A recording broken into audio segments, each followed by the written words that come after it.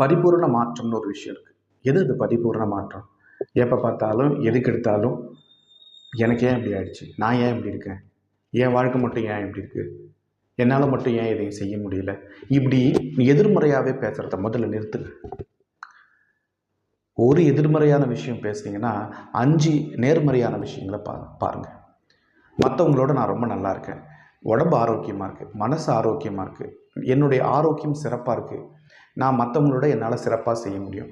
எதை எடுத்தாலும் இப்படி பாசிட்டிவாக பேசி பழகுங்க.